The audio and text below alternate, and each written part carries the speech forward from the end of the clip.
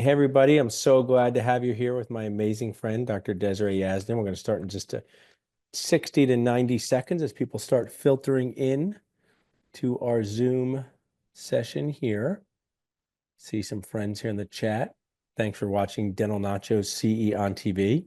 The way this is going to work is you are going to look into the chat and I'm going to text how you can register if you would like to get free CE for watching in.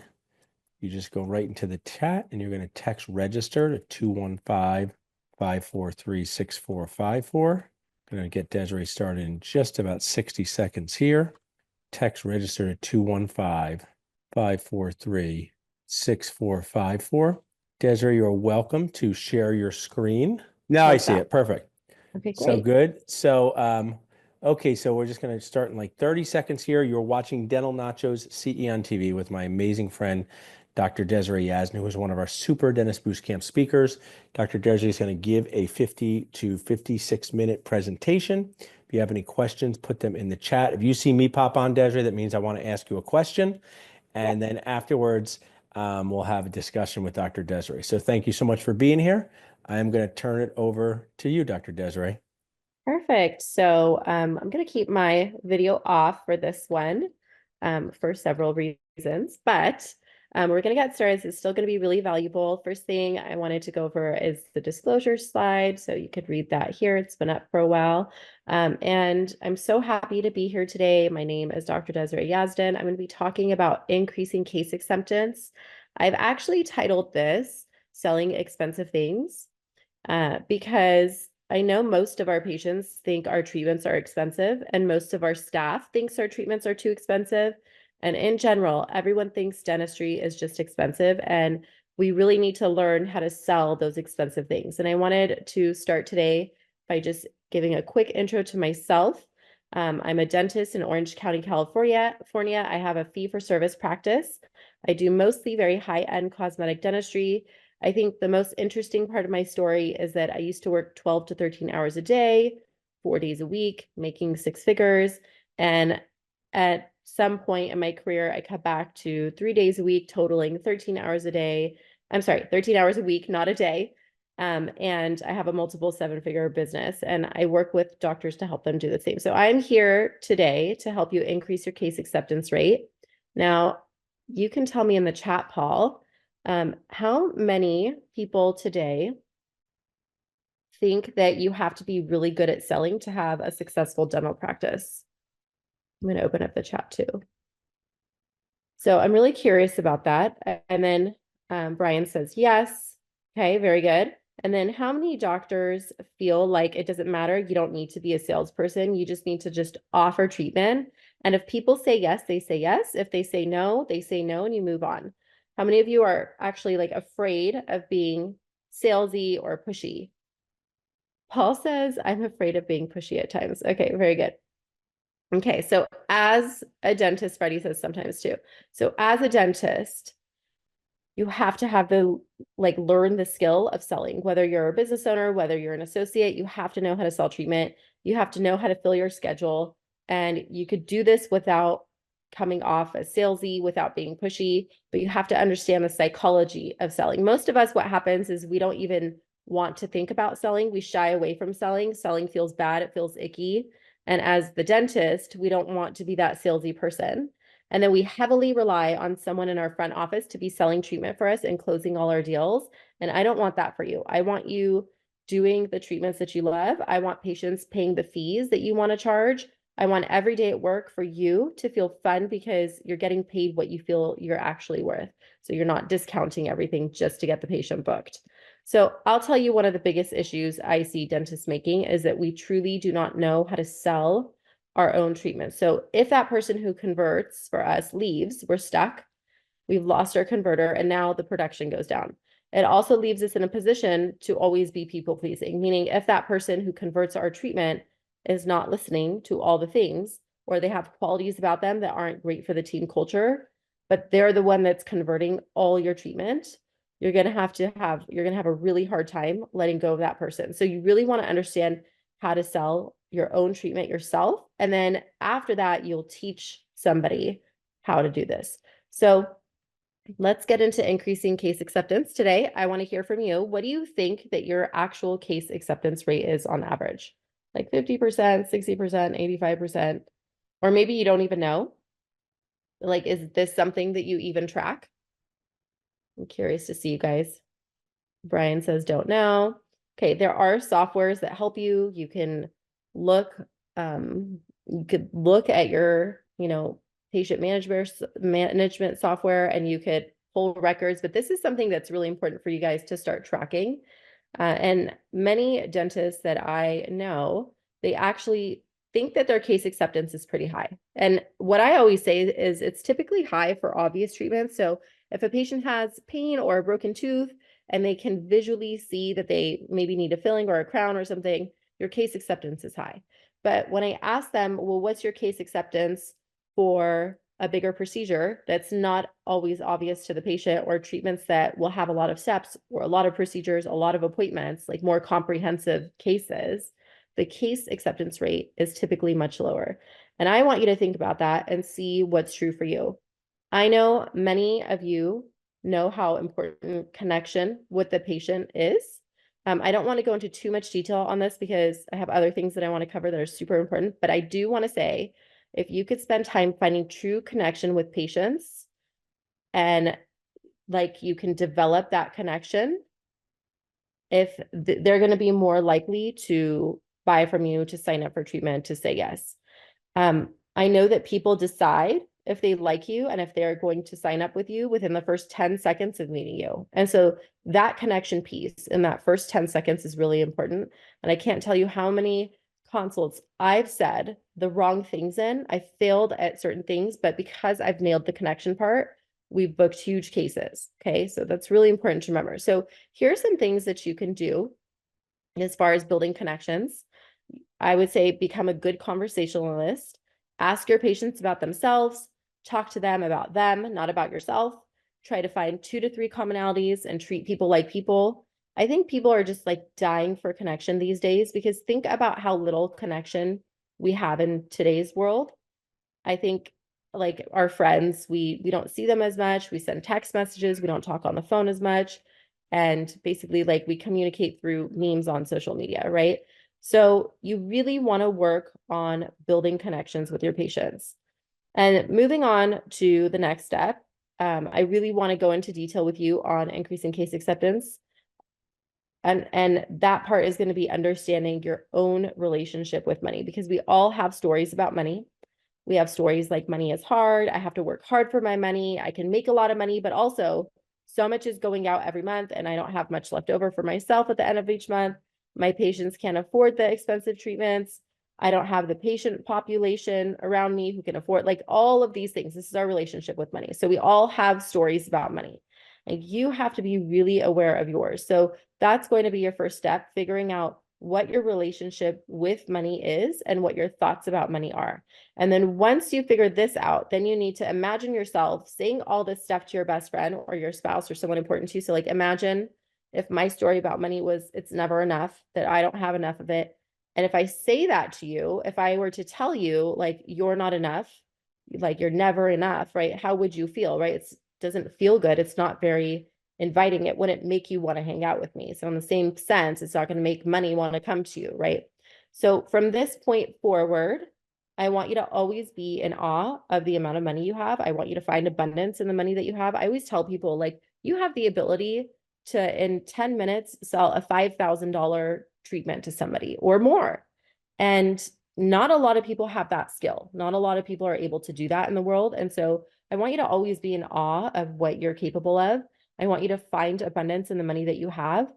And here's the thing, you can feel abundant about your money and want more of it. It's actually the best way to experience your money situation, is to feel abundant with what you currently have and what you're currently making while you're wanting more. Now, just like you have a money story, everyone inside your business also has a money story. The person presenting treatment has a money story. The patient has a money story. So a lot of times we have like the people working for us in our office, they have their own money stories. And a lot of those people have money scarcity. So we're asking them to sell treatments that are $2,000, $5,000, $15,000, $50,000 to patients. when they themselves feel it's too expensive. So if you think about that when they're going into the room, and they're going in with a mindset of this is really expensive, it creates a scenario where it does feel really expensive. And so I want you to think about that, think about how you can get your staff on board with seeing why, like what the value is of what you offer. We're going to get into that a little bit later too. Now, once you figure out your own money story and your relationship with money, you have to learn how to sell treatment yourself. So I'm going to repeat this. You have to get in the trenches and sell your own treatment. And eventually you can teach other team members how to do it because you don't want it to be reliant on you all the time. But until you fully understand how to sell, you can't just rely on other people to be doing it for you. So you will figure out how to do it. And then you're going to create a process where you're going to teach people and train people on your team how to do it. So I think a lot of dentists that I work with, they all want to do bigger cases and be more productive. But their first issue is they rely on someone else to sell it for them. You have to be able to sell it yourself. So when you offer treatment to your patient, oftentimes they're like, yeah, I'm ready to book, right? And then as soon as someone goes over the finances or it's time for them to book, they don't. You want to sit in there with them and figure out why they aren't booking. And you need to see where they aren't understanding you, where they aren't thinking the treatment is important for them, or what their money story is. And the only way that you can actually do all of this is by being in the room and having a more detailed, open conversation about it and see where your messaging falls flat. So the next step is going to be understanding the value of what you're selling and then having belief in what you're selling. So we're going to talk about each one separately. So selling expensive things really comes down to you believing in the expensive things that you're selling, not getting stuck in thinking they're too expensive, not being stuck in thinking that nobody wants what you have to offer, not believing your patients when they say it's expensive, right? The thing that I always comes to mind is we don't even know what expensive means to people. We just guess. And I say this because this story always stands out to me. I had one patient many years ago, and she wanted one veneer, and her total was like $2,400. And she was like, wow, that's really expensive. So if I get two, can I get a discount? And I just like very kindly was like, no, I'm sorry, we don't do that. And she's like, but it's like twice the money. I said, yeah, but it's also twice the work, it's twice the lab fee. And she just kind of sat back for a second. Like I didn't internalize what she said. I'm just like, this is the price, right? And she thought about it and she's like, all right, I really actually want to do these front three. So let's do three, right? So we're going to get into why that happened in a second, but I want to go over belief for a second. In order to have belief in what you're selling, you have to understand the value of what you're selling. Your perception of what you're selling is very important. So remember, you're not just selling veneers or crowns or Invisalign or, a perio treatment. You're selling so much more than that. You are selling confidence. You're selling the fact that someone can look at themselves and be happy with themselves and feel confident in their own skin. So if you think about it, like what is the value of what you're selling? So let's say I'm doing Invisalign on a patient. I'm not just selling them straight teeth. I'm selling them a comfortable bite all day long, every day, right? I'm selling them like less facial soreness, right? Because their bite is aligned, no jaw soreness or anything. You're selling the ability for patients to keep their teeth cleaner, which means better bone health, better gum health, less risk for decay and longevity of the teeth. And then also better function, right? Less wear on the teeth. The list can just go on and on. So you have to get yourself together and really understand what you're selling and the value of it. And I suggest doing this with your team as well, like doing this exercise. So to use a different example, let's say dermatology, because whenever we pull it out of dentistry, it makes more sense. A dermatologist is not just selling clear skin, right? You have to think about what a person who no longer has the pain of not having clear skin feels. So if any of you have ever had acne or rashes or whatever on your face, right? It's uncomfortable to leave the house without makeup or a hat or whatever, right? So they don't feel like when you're selling dermatology treatments like that, right? That's going to clear your skin. You're selling the patient to feel comfortable to leave the house without makeup, that they don't need to cover their face just to go grab groceries. They are embarrassed to be in a photo with their friends. they don't identify as someone who has acne, right? They have so much more mental space for other things in their life and so much more mental space to actually enjoy their life. Okay. So spend time figuring out the value of what you sell, and naturally your belief will be high. So I have this concept called treatment desirability, and it's basically how much you desire the treatment that you sell.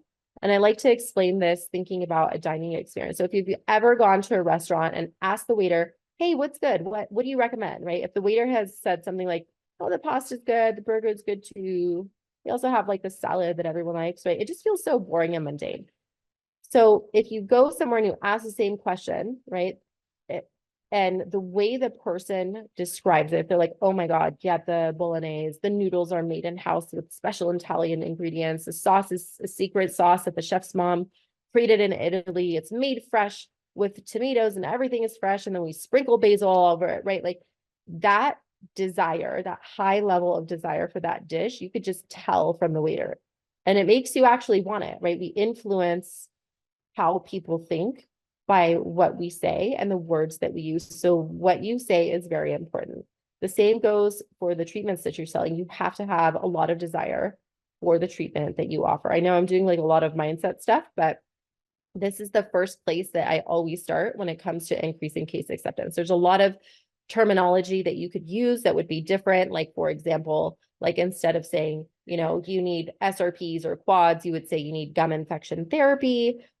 There's like different vocabulary that you can use. You guys can look all those up. They're all over the internet because, when you're talking about, for example, gum infection therapy, the patient understands that more than quads, right? Or SRPs. They don't fully understand that, right? It's like, hey, you have gum infection, get this. So that kind of stuff helps, but the mindset is the most important. And so that's why I'm going to keep going with this. So you can increase your treatment desirability when you really understand the value of what you have, a lot of belief in your treatments. And you really have to work on the value of what you're selling, like for every treatment that you offer. So I remember when I did this, I wrote down all the treatments we offer at my practice: whitening, perio procedures, implants, veneers, crowns, icon, like you name it, I wrote it down, even a single prophy, even exam and x-rays, right? And I would look at it and be like, what is the value of this? Why is this important, right? And then with my staff, I would train them and I would teach them. And then I would ask them like, hey, why is this important? Why is it important for a patient to like do this now? Why should we not wait, right? And I would train them on like the thought process of why it's so important, okay? The next point that I want to make is to not judge your patient. So many times we walk into a patient room and we judge our patients, and that is a problem. So if the patient is a recall patient who always says no to treatment, we judge them and think, okay, this person always says no, so I'm not going to offer treatment, right? Or we believe their money stories. So we don't make offers of treatments to help our patients unless it's something really big, like they really, really, it's like urgent, right? Or even if it's a new patient, right? If we see them carrying like a nice handbag, wearing nice jewelry or clothes or whatever, we assume that they don't have financial issues, right? Personally, and I know many of you have experienced this too, I see both ends of the spectrum: someone who looks extremely wealthy, and maybe they are extremely wealthy, but they have so much money scarcity, so they don't want to pay for the treatments, and then they say no. And I've had patients who live very humble lives. They have everything they have is very simple. Their life is very simple and they don't produce a lot of income, but you can give them a $40,000 treatment plan and it doesn't phase them and they figure out how to pay for it, right? So we don't know where people are at in their heads. So your job is not to judge them so that you can actually get in their mind. The only way that you cannot judge your patient is when you're fully sufficient in your treatments and what you charge, when you're not thinking about it in your own head, when you know what you're selling is so much more valuable than what you're charging, it makes it so much easier to not judge your patients. So when you go in with a clean slate, when you're sufficient in your mind and you aren't judging your patients, you get to learn how to be in your patient's head. You get to learn what their objections are so that you can help them with it. Because oftentimes patients will say yes to treatment, right? They tell you it's expensive, they're going to think about it, but the truth is they're scared, right? I meant that they want to say yes to treatment, right? But they're scared, right? But they tell you it's expensive, or they don't really think they need the treatment, or they don't think it's going to work for them. right? But they use money as the excuse, or vice versa. They say that they're scared, but really think it's expensive. So when you're really sufficient and you could be in their head and you're not judging them and you're actually just really curious as to why they aren't signing up for treatment, you can go this extra step and ask them questions.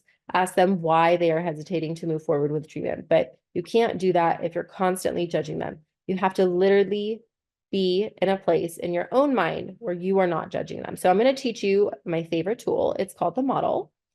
And I use this tool all the time for everything. So C is for circumstance.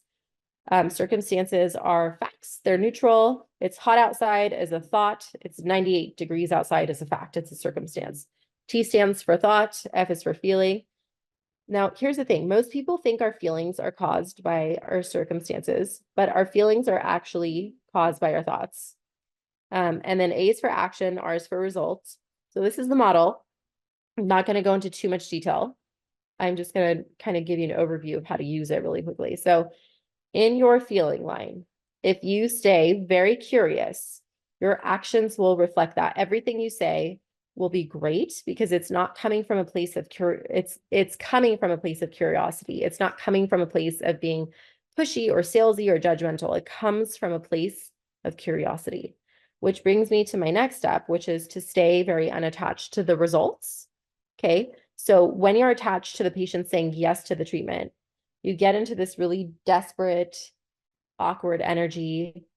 It's kind of like, I don't know if you guys have this, but like there's certain malls where if you go, they have those kiosks and they have those hair product samples.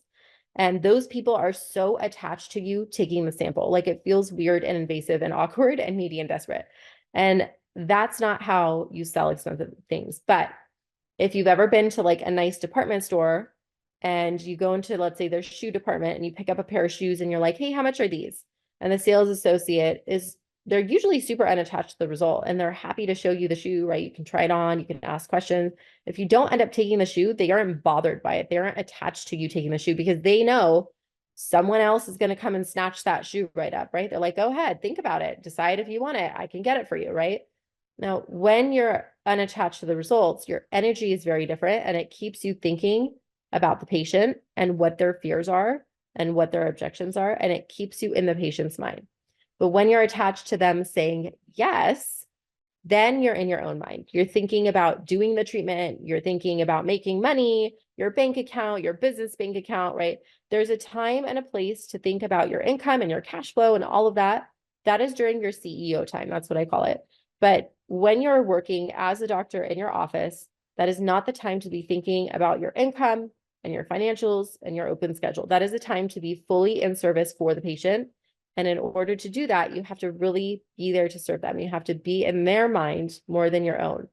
I'm always telling dentists, like, be in your patient's mind more than you're in your own mind. And that actually gets returned to you in the form of money. So you have to stay unattached to the results. You can't be kind of like in this place where you're secretly hoping they say yes. And you know how so when you hear no, when the patient says no, or they say, okay, I'll think about it, or let me talk to my husband and then I'll schedule. How many of you hear that, right? Let me talk to my spouse and then I'll schedule. Or when you offer them a slot to schedule and they say, okay, I'll call and schedule, like, don't get fazed by it. Them not saying yes right now won't be a big deal. If you have a really good follow-up system in your practice, you will capture a lot more people that way. So when you're meeting them in person and you're offering treatment, like I always teach people, like, you want to sell more Invisalign and you're taking all these courses and re-engage and this and that and blah, blah, blah. And then you're like, oh, perfect patient for Invisalign, right? Well, that person's just coming in for a cleaning and x-rays and exam. They're not thinking, oh, I'm going to walk out with like a $5,000 or $6,000 bill, right? So you let it marinate and you have to create a good follow-up system. That's also part of increasing case acceptance. Like, create a good follow-up system where you can contact the patient, in certain intervals where then you can re-engage them with your practice. Because as soon as they leave the door, you're fighting for their attention with their other doctor's appointments, their kids' pickups from school, their whatever, their holiday stuff, their trip to Target and their Instagram. So you want to make sure that you have a really good follow-up system. Okay.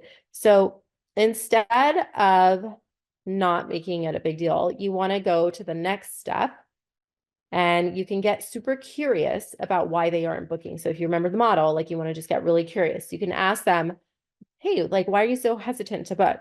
And get really curious about if they fully understood the value of the treatment or not. So you can help them understand the value deeper, or you can help them understand what they're saying no to. So basically, somebody, let's say, who has, a big amalgam filling and part of the tooth is broken, and they're like, oh, I don't know if I want to do the crown, like it's not hurting, blah, blah, blah, right?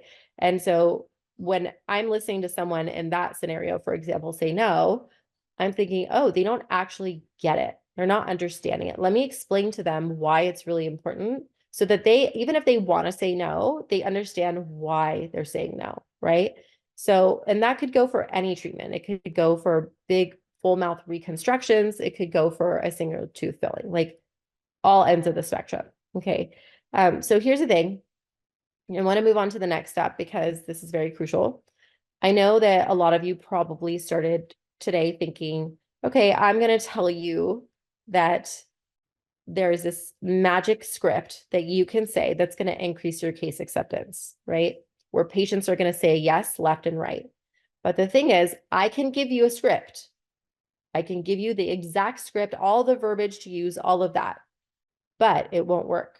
You can do and say all the right things, but if your mindset isn't right, then you won't get the results that you want. Your mindset is everything.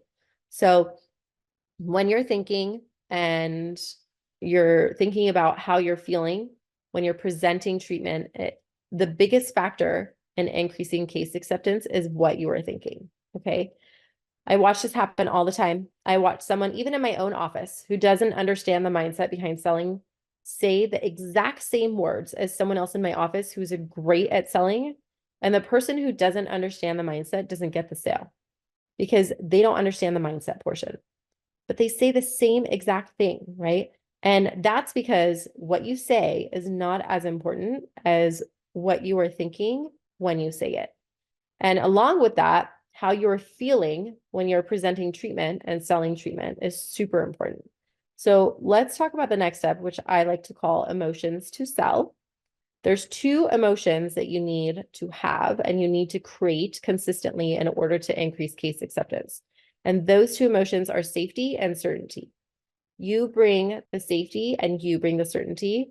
I'm going to give you an example. So if a patient comes to my office, they need a front tooth removed. That is very scary to them. People may put off treatments because of their fear. So I have to create safety in order for the patient to say yes, right? I have to be certain that they need to have the tooth removed, that the tooth is hopeless. And then I have to create safety around that. So the way that I do that is the way I present the treatment is with full certainty. There's no wishy-washiness. It's not like, oh, like, we could extract it, but maybe we could save it, right? I present with certainty that the tooth needs to be extracted. And then I create safety around it, right? I tell them things like, I do this all the time. Nobody will ever know that you're missing a front tooth. I've done it where husbands or wives or whatever have never known, right? It's going to match. It's going to look natural. It's not going to fall out, right? I give them so much safety around it. And then there's also creating safety for patients to buy, for them to spend money in your office. So think about this. How could you create safety for your patients to spend money in your office when you feel safe spending money, no matter how big or how small the amount is? What makes you feel safe? For me, I want to know that when I'm spending any amount of money, like I'm going to get a ton of value for the amount I'm spending. I want to feel like I trust in the person or the business that I'm spending my money in. I want to know that I'm going to get the outcome I want, or at least what outcome I could expect, right? So think about what makes you feel safe to spend money somewhere. And then you have to create safety for your patients to spend money in your office.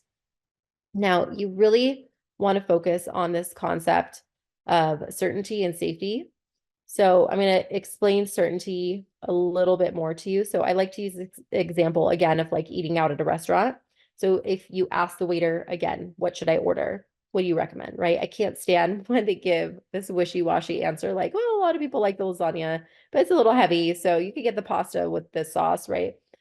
Or everything on the menu is good. It just depends what you want. It's annoying, right? Because I'm in the same position as when I ask a question, like, why did I waste my breath, right? He hasn't sold me on anything versus when you ask the same question, right? Have you ever, like, if you've ever had someone that's like, you should 100% get the tagliatelle, right? It's delicious. It's this, it's that. It's imported from Italy, blah, blah, blah. It comes with a salad on the side. The salad has capers and blah, blah, blah, right? It's obvious what I should get, right? It's like either you're going to get the tagliatelle bolognese with this salad on the side or make like a small substitution, right? There's just a lot of certainty. So I'm curious from you guys, how many of you are presenting treatment that you're a little wishy-washy about, right? Like we could do a filling or we could do an inlay. We could do a crown or we could do an inlay, right? How many of you are doing that on a regular basis? Yes, oftentimes. Okay, good for you to know, right? Brian, sometimes. Okay, so now we're going to move to the next section, which is to simplify. You want to simplify everything, okay? Simplify the treatment proposal, the process, the payment options, simplify the way that you present complex treatments. Because if it seems confusing, the patient will say no. A confused mind always says no. So if you confuse them, you lose them. Remember that. That's why the certainty is so important.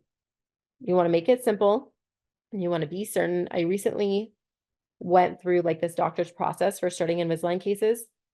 There were 3 appointments just to even get started, like 3 appointments needed before even like scanning, right? When we took that out and we put everything into one appointment, our case acceptance went up to over 90%, right? So you want to simplify the money.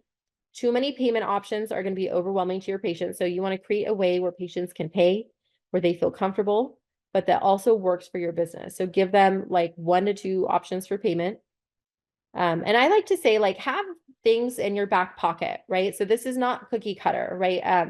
When I talk about this, I remember one time we only offer 2 Invisalign plans to our patients, like 2, we either comprehensive or light, right?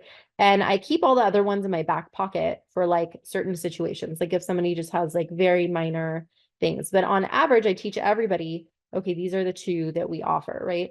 And one time somebody on my team came up and was like, hey, did you know that there's like, you could get 5 trays and 7 trays and 10 trays and 14 trays and 18 trays and 20 trays and blah, blah, blah. And I was like, yeah, of course, right? But like, well, why don't we offer more of those? I'm like, because it's confusing. It's like not simple. There's too many options to choose from. The patient doesn't need to choose that, right? Like they shouldn't dictate their treatment. It doesn't matter. Like we just need to kind of pick for them. And the easiest way to go is to just simplify everything, right? So you want to just give like, you know, simplify everything and then give 1 to 2 payment options, right? You can either pay in full or you could pay in installments. These are the ways that you can pay in installments, right? Now, you want to simplify complex treatment plans to your patients. Complex explanations can lead to confusion and then also a decline in case acceptance. So pay attention as you walk patients through complex treatment plans. Watch where they get confused, watch where they lose interest, and then figure out how you can simplify your explanation. It's hard, it's challenging because a lot of times we're in the room and we're explaining everything like, okay, Mr. Jones, first you're going to go get these root canals. We're going to start you with the gum infection therapy. Then we're going to do the crowns on the root canal teeth. And then we can do a wax up for, right? It's like, or we're going to do Invisalign and then this perio surgery after. And it's like, there's so many steps and the patient's nodding along and they're like, yeah, I get it. It makes sense. Like everything you're saying is making sense. You leave, the patient leaves and they have no idea what you said, right? That happens so often, right? And so you want to be in the room and see where they get confused. I always say, bring them back to the next thing. If they have a complex treatment plan that has a lot of steps, get them committed to the next step. So whatever that is, whether it's the root canals, the SRPs, whatever treatment that is, get them committed to that next step and then let them know you'll be discussing other treatments as the time goes on, right? As they come in for treatment, you're going to go into more detail about it. That way they don't get super overwhelmed, okay? Basically, you want to remember that a confused mind always says no. So you want to simplify everything. Now, the final thing I want to talk to you about today is to really understand who you're selling to. You want to understand what's very important to your patient, what the patient values. Some people value aesthetics, some people value function, some people value reducing their appearance of age. You have to understand who the person sitting in front of you is and what is most important to them. And this requires, in that beginning, when I said connection is really important, that this requires you to actually make a connection with them. And you could even do that in a way by like your patient intake forms. You could have things on there that ask the patient, like, what's important to you about your smile? Is it the health? Is it the appearance? Is it the function? Like, is it comfort? Like, what is important to you, right? There's all these little things that you could do to understand your patient, and those could all be talking points. And this also requires you to really actively listen to them, really hear what they're saying, not just in one ear and out the other, but really hear them. And then speak to them in those terms, like bring up the fact that they're going to look younger if that's what's important. Show photos and emphasize the youth that's brought in by doing a specific procedure, right? So like when I'm selling veneers and somebody wants to look younger, I'm like, oh, you've worn all your teeth down. They're all, at the same height, at the same length. So what we want to do is kind of bring you back to where you were, 20 years ago. And we do that, make the centrals a little bit longer, the laterals a little shorter. We're going to, create a nice smile line, right? And I explain these things to them based off of what's important to them, right? Now, some patients, it's function, right? I'm like, hey, you have a lot of wear on your teeth. These front teeth are hitting really hard. They're starting to flare. Like we need to get your alignment right. Otherwise, you're going to keep wearing your enamel. It's going to keep chipping, right? So you just have to be really aware and really hear what is important to people and then motivate them by what they are motivated by. Now, I know that sometimes this is like common sense stuff, but I say it like this because most of you are not thinking of it in this way when you sit down and you present treatment to your patient. You think they are a yes most of the time. You let someone else come in and book the patients and then review the financials. And then a lot of times you lose them. So you have to be very intentional about what you are thinking, how you're feeling, and what you're saying when you are discussing treatment with patients. It's not as simple as just telling them what you have to offer. Some people will convert that way, but the vast majority will not. So I also want you to think about this. Someone might come to me because they want veneers. They want their smile to look nicer, more uniform, brighter. Someone might come to me because they've had all their teeth done before. They aren't happy with them. Their case is now more complicated. How you speak to them and how you speak to each of these people is completely different, right? They have completely different desires, completely different fears. They care about something completely different. So the way you speak to them has to be completely different, right? Like someone who's getting their nose done for the first time, right? They're like, I just want to remove the bump, right? That's a very different surgery than somebody who's had 3 nose jobs. And, the doctor's like, hey, we're going to have to take cartilage from like this part of your body and build your bridge here and blah, blah, blah. It's a very different, that they have different fears, very different anxieties. They want something different, right? Samar, I'm so glad this is eye-opening for you. I see that. So bringing it back, here's what I want you to take away from this. You want to build those connections with patients, understand your relationship with money, understand the value of what you're selling. You want to stay unattached to the results. Remember the emotions to sell are their certainty and safety. You want to engrave those in your brain. You want to simplify everything, and you really want to understand your person and who you're selling to. So does anybody have any questions? I feel like I ended a little bit early. This was great, Desiree. We're going to go to some questions. I want to Perfect. extract, and pun intended, some value from what you've done here. It was really just so phenomenal. Excuse me, so many people enjoyed it. I always say ABC, always be curious when you lead with curiosity instead of criticism. Totally. Patients sense that. I think the energy that you bring with that. One of the things that we're just so alike. So when I do this, I say, here's my secret to my case acceptance. Here's the secret. This is my number one secret to getting more case acceptance. And it is do not care what the patient chooses, just care a lot about what you offer them. And you just have to train yourself to be in that indifference. Actually, indifference isn't the right word because that's too negative. You just have to not be attached to the outcome, like you said. And it's hard to do that, but when you do that, it transforms the experience in the operatory for everyone. Right. Um, Totally. One of the questions I have that I'd like you to share with this audience, and anyone who's still here, you guys have 12 minutes with me, Desiree and me. I am Dr. Paul Goodman on multiple practices. I help with case acceptance. I help dentists with their careers. Desiree does that as well. What would you, associate dentists who are in a job that they think is okay and don't have full control over everything that happens, where should they start, right? They might not be able to control everything in the office, but they can control what happens in the operatory, control what happens with their patients, whether it's CE, give them some tips that associate dentist who's a few years out, struggling in their career, isn't owning a practice yet, but would like to start to improve case acceptance and do better cases. Yeah, that's a great question. So, when you go into a practice, they have a certain way that they want everything done, right? The way that they handle the case presentation and who goes over financials and all of that. But if you're starting to see that, like, hey, these patients are ending up on my schedule, right?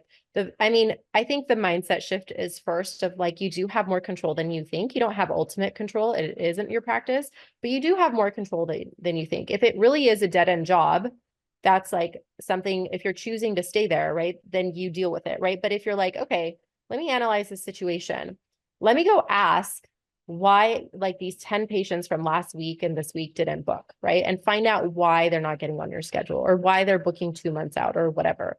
And then sometimes what you could do, what I recommend is actually like the same thing. When you offer them, hey, like you really need to do these 3 crowns, right? Stay in the room and be like, hey, I have some openings. I'm here next week on Monday, Tuesday, and Thursday. Do any of those days work for you? I have an opening and I can get you in. I don't want this to wait. One of the things I always say too is like increasing case acceptance if you give a deadline, right? Like we really need to have this done within whatever is appropriate, 2 weeks, 1 month, tomorrow, today, right? But if you tell them a timeline, right? If you're like, hey, we should really get this done within 2 weeks, like I do have some openings within the next 2 weeks, what days work best for you? A lot of times you'll start to see for yourself, either they will schedule or like you're going to start to see where their confusion comes up of, for example, like they don't understand why they need 3 crowns or they don't they're like, oh well, how much does my insurance cover, right? And then that's a big thing, right? The insurance thing. I mean, I'm Yeah, fee for service. so I'll say, so let's say I come to your office, I say, oh, I saw, I'm one of your, how many followers on Instagram do you have now, Desiree? I know you love when I bring this up, 270,000? Yeah, More? How many?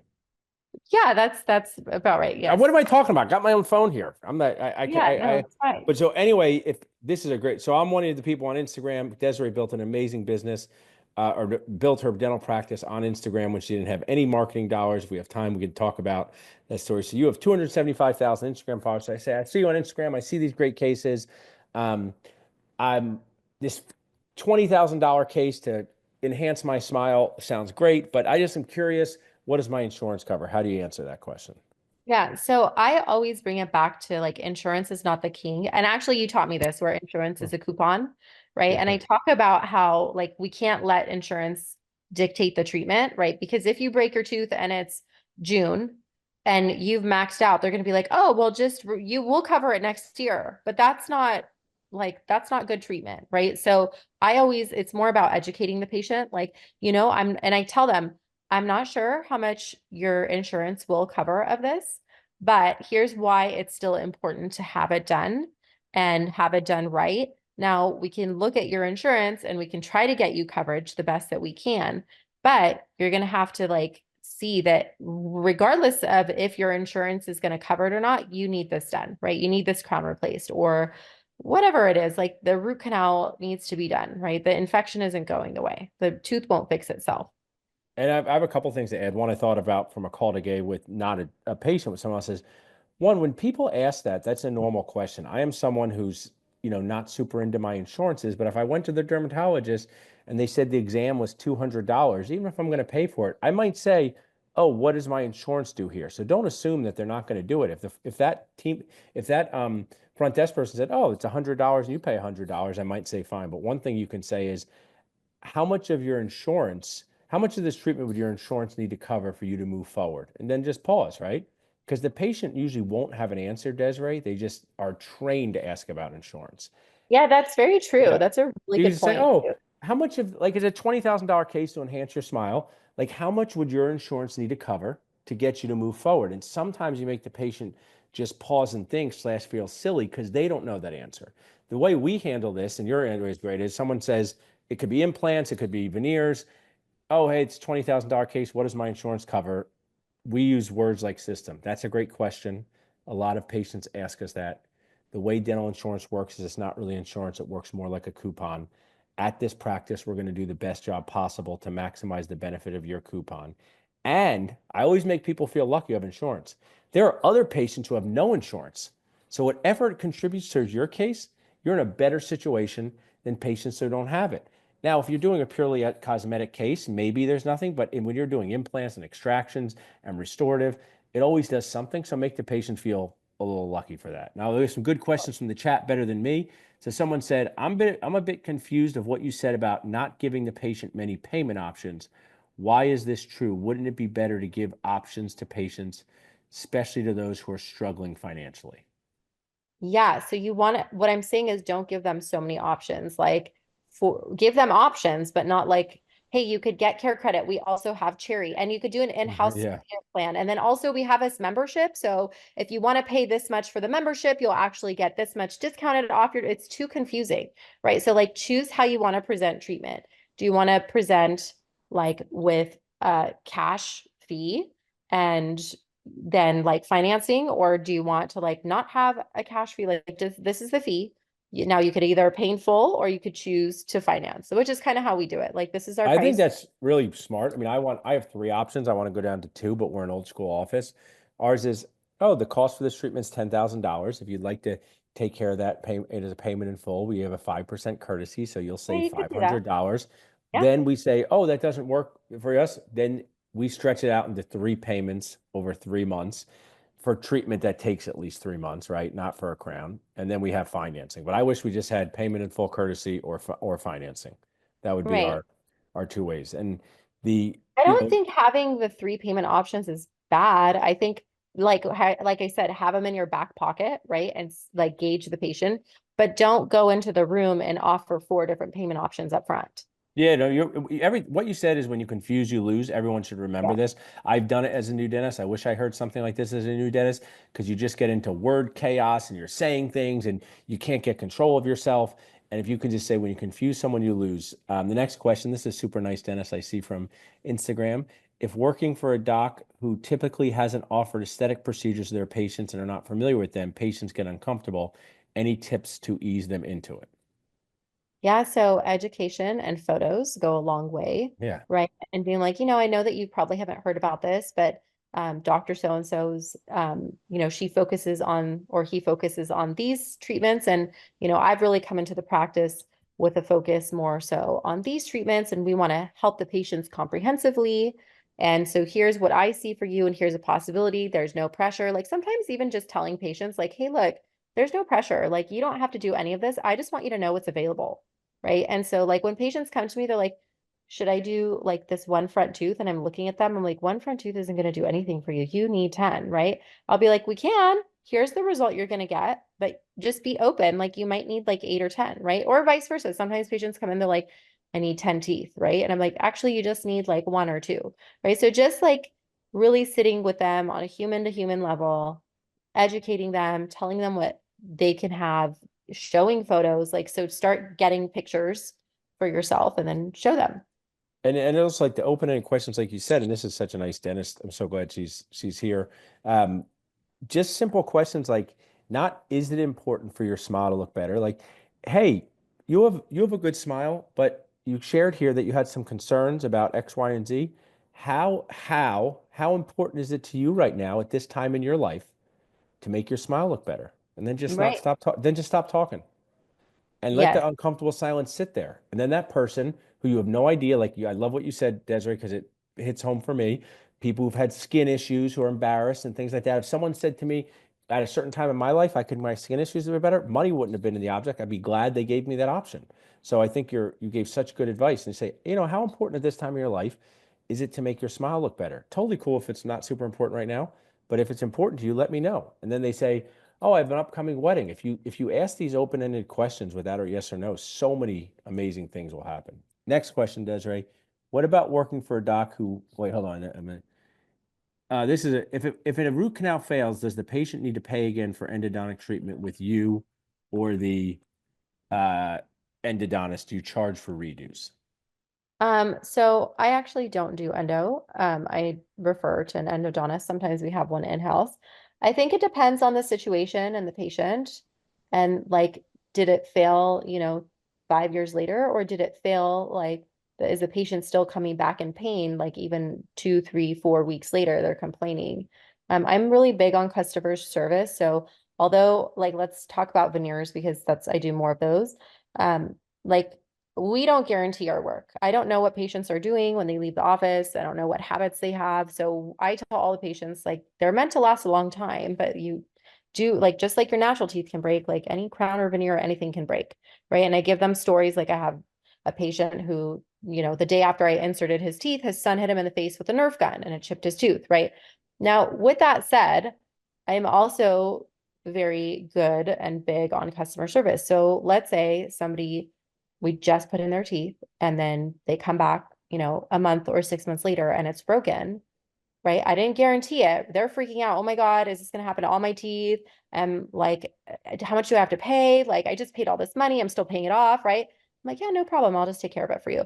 I think that's like a business decision and case by case, right? If the patient is a great patient and they're just wonderful and you want them in your practice, I think customer service goes a long way. But I think it depends on the situation. Like sometimes I look at somebody, I'm like, yeah, the veneer is like 9 years old. So like how many meals did you have with that? How many Yeah, yeah. Well, photos did you so smell one thing in? I'm pretty well known for, Desiree, and I've taught this is if someone, first of all, stop saying fail, say replace. Nobody walks into a department store and say, look at my shoes, they're a complete failure, right? They just say, hey, Right. these shoes are more. So I say, instead of saying fail, say it's time to replace this blank and it's time for it to retire. And if something lasted 8 years, I say, hey, that we eat 1,000 meals a year. That's 8,000 meals. Be proud of yourself for how long it lasted. So I love reframing it that way. The next question is, we'll just do like one or two more. You're doing awesome. Is what about working for a dentist? I want to answer this too, but I'll let you go first, Desiree, because I might have more experience than you. I have a lot of experience with this. What about working for a doc who watches and patches everything for decades, and now you're suggesting it's what do you do when suggesting treatment when your turn to do the exam? Yeah, it's a hard one, but again, remember that person is used to a certain style. So I say suggest it anyways and kind of explain like, look, this has been, patched and whatever for all these years, but here's why it's not working and it's not doing you any favors. A better solution would be to do this. And I it always goes back to the mindset like, why should they do it now? Why should they not wait on doing it? Like, what is the urgency behind them doing it now and not waiting? And I think what you can add to that, that's a great answer, is some things I bought multiple practices from older dentists who are patchology experts. So I had to sit there. Some of these dentists weren't even here, and I had to look at someone who had. I talk to people like 6-year-olds. They say, "Why can't I get a crown? Why can't I get a filling?" Old Doc Smith always did a filling, and I show them a photo and say, "There's no white part above the pink part. See this other tooth where you have all this white part to chew with? We can't have a filling stick to air." And it doesn't mean the patient's going to be happy with you, but you need to use photos. And also, it's much better to have an uncomfortable patient than not try your best, right? So if a Yeah. patient's upset, let them be upset. People get upset with me all the time. Just say, this is what I see now. Here's your options. Nothing maintaining the tooth, removing the tooth, doing a crown, which is a hard hat for your tooth, like Dr. Todd Fleischman likes to say. So it's a great question. It's not easy, especially if just to make some of these newer dentists feel better. So you're often taking over patients from older dentists. So Desiree, these two new dentists came up to me after a lecture in New Jersey, and they said, "Oh, Mhm. we use your we love it when patients cancel, and thanks so much for helping us." And they go, "We're really struggling." The owner bought an older dentist practice, and nobody knew that these new dentists would be checking the patients. One time they walked into the room for the hygiene exam, the patient just got up and left Oh right in their no. face. And I don't mean to like chuckle at it, but they were like chuckling at it. And they're just like, what Right. should we do? So it's Right. just so challenging, and just real don't let those negative ones stick out in your mind too much. It's hard, and just stay true to your system, and I think you'll be fine. And you've shared so much, Desiree. I know you're not feeling 100%. I want to give the CE code because I want to ask you about your program. So everyone here in the chat, that concludes our CE program. Dr. Desiree shared so much amazing value with us. Um, I would love if you put in the chat something you learned here tonight. Someone said, I love all the amazing value you guys share. Thank you, thank you, thank you. Before we totally conclude the seed, the things that I will add are remember to work on your words. What Desiree said. What was your system? The CART system, Desiree, or ART system? What was that one with The the, model.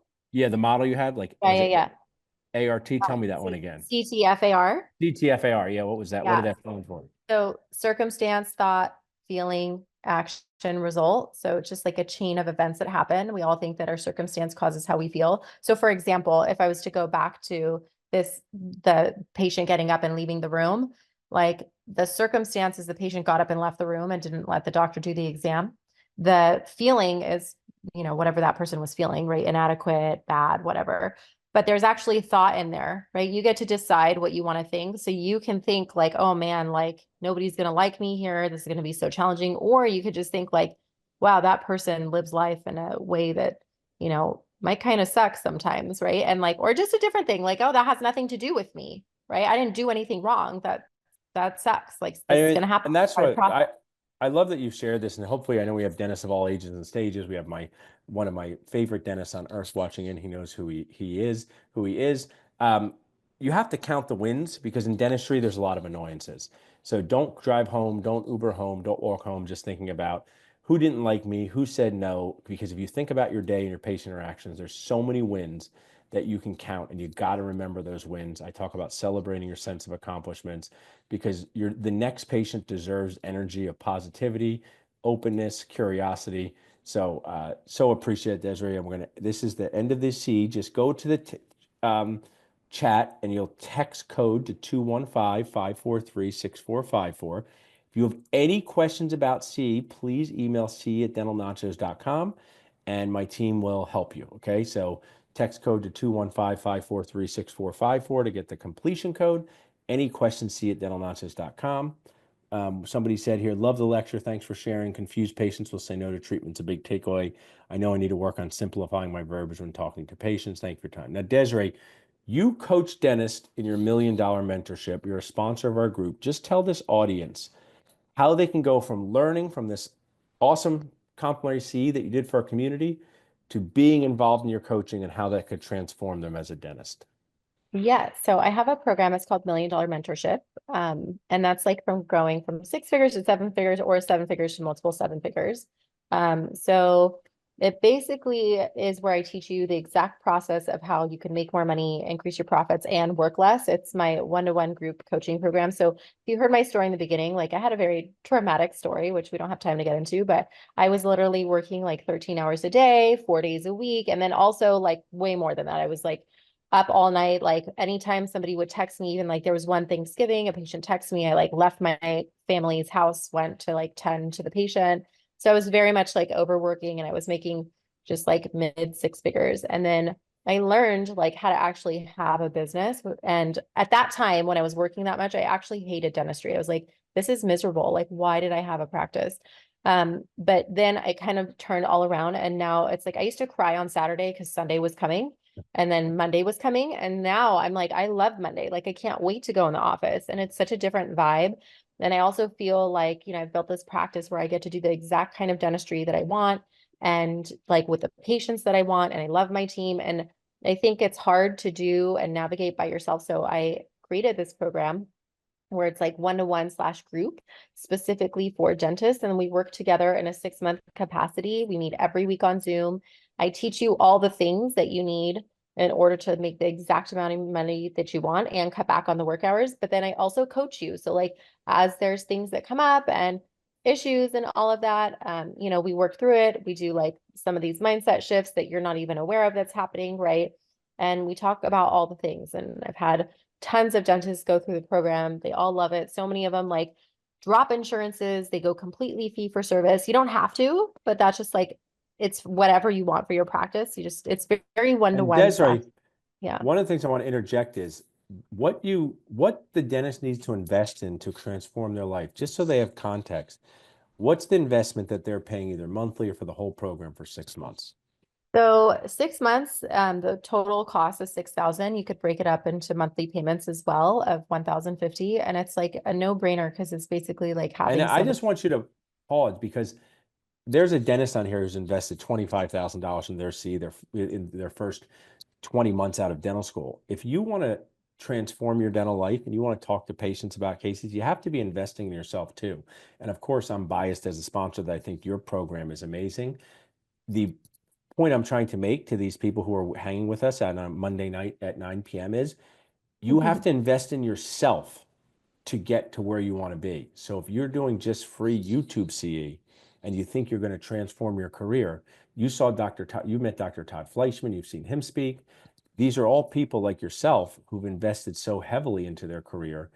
And how does that pay off for them? I mean, from the people who've done this, I know you have a podcast. I dropped the link in here, Desiree, for the wait list. Is the wait Yes, list currently open?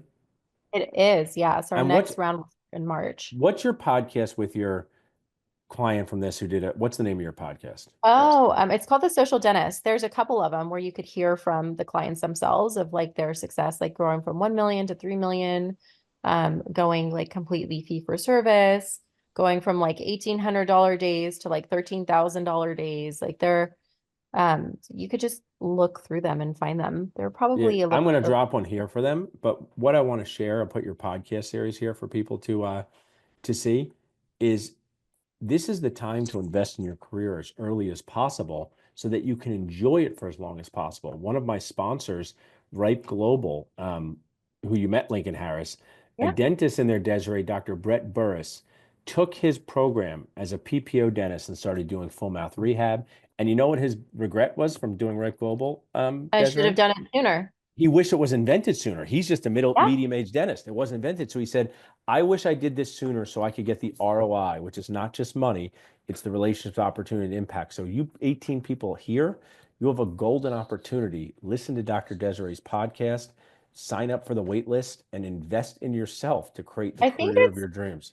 also important to note, like it's common sense that we spend a lot of time like focusing on the skills and the CEs of like how to do the procedures and what to do next. And I do think that's very important, right? But nobody ever invests time in learning like how to be a dentist outside the clinical skills or like how to have a profitable business or how to have an associateship that is worth your time and your energy where you're not just getting, reimbursed 25% of a $70 filling. Yeah, and if you can't master that part, it doesn't matter if you have perfect crown margins or you Totally. transform people's smiles because you transform your life. Well, in your last 60 seconds here, Desiree, you came to Super Dentist Boost the first time. If someone's Yeah. watching in, I know I want to have you back in multiple capacities. What did you get out of Super Dentist Boost, not only just as a speaker, but also listening to some of the other presenters? Okay, so I have to say, I've been to a lot of dental events, and what I love about your events is it's very personable. You feel very connected to everybody there, so you're not just like like a person in the room, like you feel very good.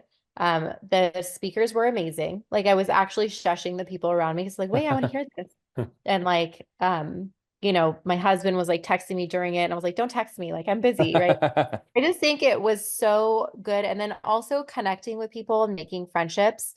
It's so important to have people in dentistry because honestly, nobody understands what our day to Yes. day is like except other dentists. We all know that, but like it's having that conversation is so important and to just make connections with people and then like live in that and like leave having new friends and like a new Yeah. support system is just priceless. So you should all Well, go. thanks, Harry. I mean, that's the whole point. Dentists are friends too. And for a future episode, I do want to do part of Boost Desiree. I'm married to a dentist now, what? Or I'm dating a dentist now, what? Because I believe this. It's going to come off as a joke. But your husband and Mary if you bring your energy of the frustration with dentistry home to a non-dentist over and over again, they're just going to get annoyed with you. Honestly, they're Yeah, not there. They totally. don't know it. So you need to express that to other They just dentists say in a things that safe don't way. make sense, right? They're Yeah, like, yeah, oh, just yeah, fire that person. And you're yeah, like, yeah, whoa, yeah, no, no, yeah. no. Have a full schedule for 3 months. I can't just fire Yeah. the person. Like, it's So not like, I, I actually believe this as part of the work I want to do, that if you bring, it could, doesn't even have to be to a spouse. It could be to a friend. It could be to a parent. If you bring too much of your dentist stress to a non-dentist, it's not good for that relationship. You have to express it in an environment, just like you were a new mom and Mary was a new mom, and you were able yeah, to commiserate and celebrate, right? Do both, right? yeah, right. Commiserate and celebrate. So feel better, Desiree. You're amazing for doing this. Everyone So give Desiree a round of applause. Thanks so much for being here, guys. We have more thank of you these guys. coming up. Just go to dentalnachos.com/events. And I hope everyone has a great rest of the night.